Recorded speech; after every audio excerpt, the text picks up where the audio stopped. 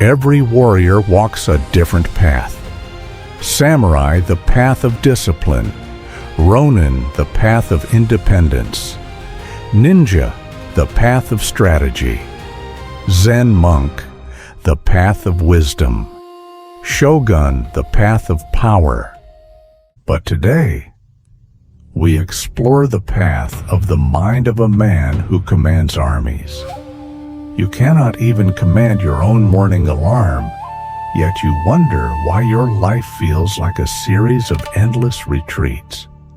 You surrender your focus to every passing urge, your time to every meaningless obligation, and your authority to every person louder than you.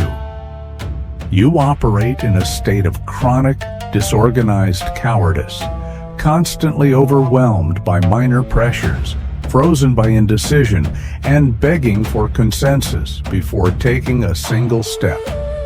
You mistake passivity for patience and weakness for peace. Here is the diagnosis you refuse to confront. You're a general who has abdicated his throne. You let your mood dictate your tactics, your fears overrule your strategy, and your environment govern your identity. You believe leadership is a luxury reserved for those with titles, teams, or status. In truth, if you cannot command the sovereign territory of your own mind, you're destined to be collateral damage in another man's campaign. In the blood-soaked fires of 16th century Sengoku Japan, survival belonged only to those whose minds operated like absolute, unyielding command centers. The land was torn apart by competing warlords, betrayal, and total anarchy. Weak leaders were eliminated without mercy.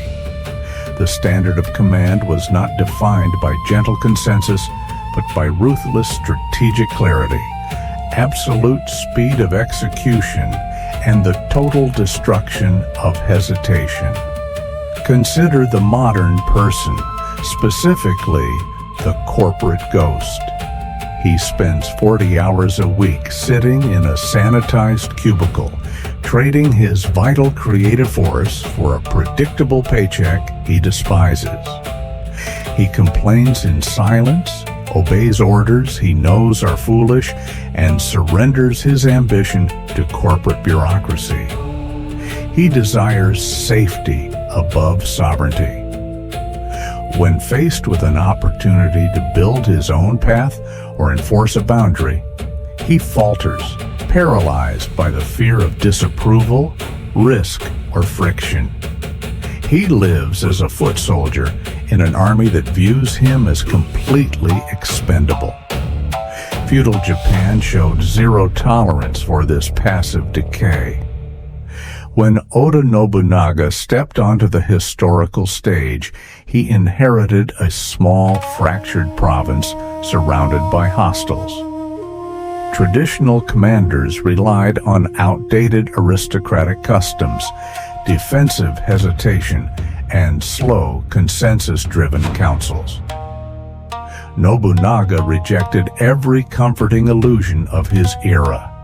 He recognized that to conquer chaos, a commander must possess an unshakable inner mandate, a mind that imposes order on reality rather than reacting to it. In 1560, the formidable warlord Imagawa Yoshimoto marched an overwhelming force of over 20,000 men toward Nobunaga's territory. Nobunaga commanded a fraction of that number, barely 2,000 warriors. Picture the war room in Kiyosu Castle as night fell. The air was thick with the scent of burning pine oil and cold iron armor. Outside, rain lashed against the timber walls, mixing with the distant thunder rolling over the mountains.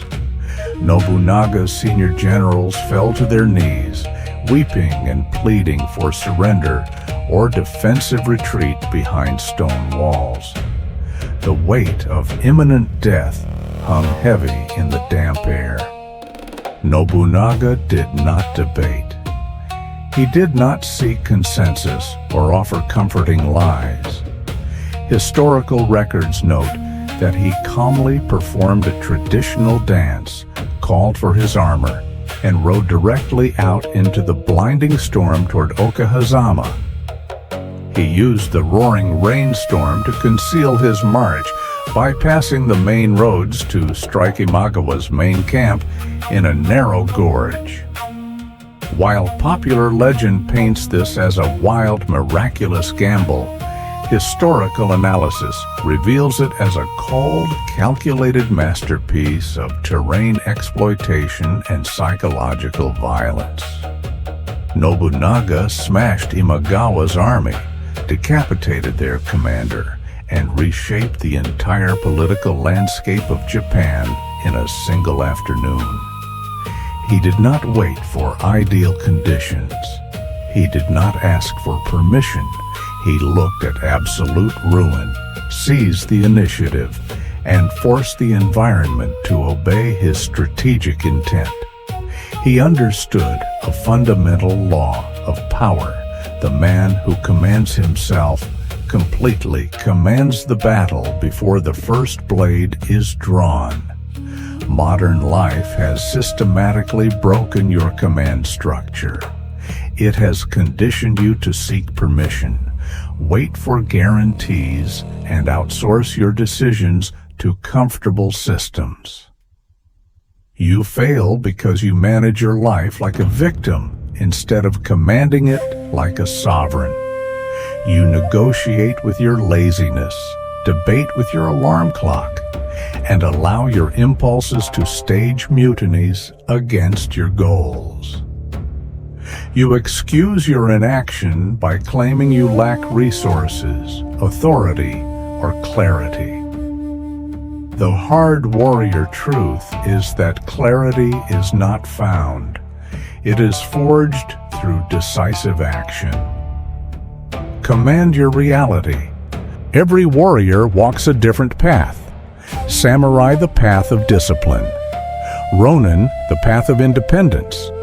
Ninja, the path of strategy. Zen monk, the path of wisdom. Shogun, the path of power.